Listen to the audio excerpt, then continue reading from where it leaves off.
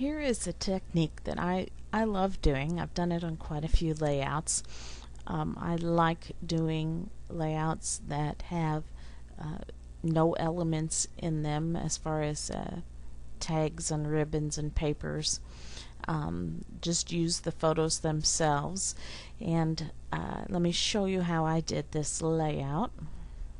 I'm going to make these layers invisible, and all I have is a copy of the original background layer here. I'm going to zoom in, and you're going to see here this guy with the long hair and black shirt. That's my son, and so I'm wanting to highlight him.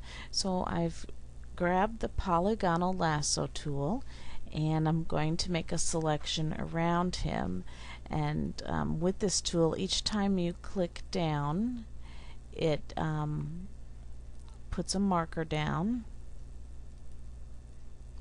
so that you can draw a straight line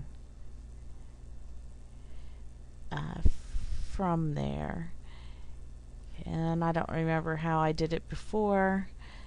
Maybe this is a new shape. I'm sure it is. It was much better thought out the first time.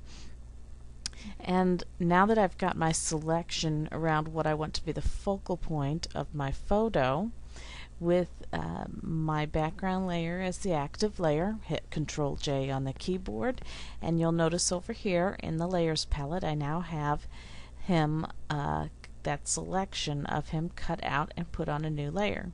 Of course, the background layer remains untouched. Now what I'm going to do is simply go to the Edit drop-down menu, Stroke, and put a stroke around that selection. After that, I'm going to go ahead and add a drop shadow to it. You can see it coming to life.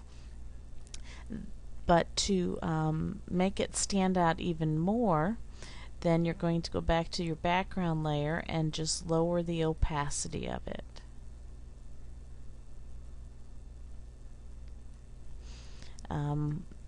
If you want to have another layer, a white background, something for it to show through underneath this, that is also a good idea. Then what I tend to do is to add another focal point photo and my text to this layout, and it's just a very simple way, easy, quick, get the layout done and have an artistic layout. I'm going to show you another layout I did a long time ago, one of my favorite layouts of my son, and with this one I did the same thing.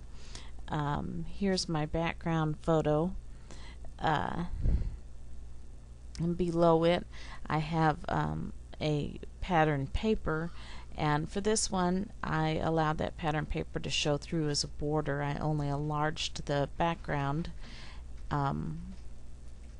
just large enough to leave that border, and then I used that polygonal lasso tool to pull my son out of the photo here, and then this layer here is the extra photo on top of everything. And then I've added my journaling right there on top and my text, and you can see you know, it was more symmetrical here with, you know, an angle, but if you wanted to just use any selection tool, even this rectangular marquee tool, and do your layout that way, if that's the thing, if that's the way you prefer your look to be. But I kind of liked my photos being at an angle, especially since my son was leaning up against that pole. So I'm anxious to see what you can do with this. You know, of course, there's one paper added to this, and I created some text, but for the most part it's not using much. It's an inexpensive way to make an artistic layout, and I hope you've learned a little bit from this tutorial.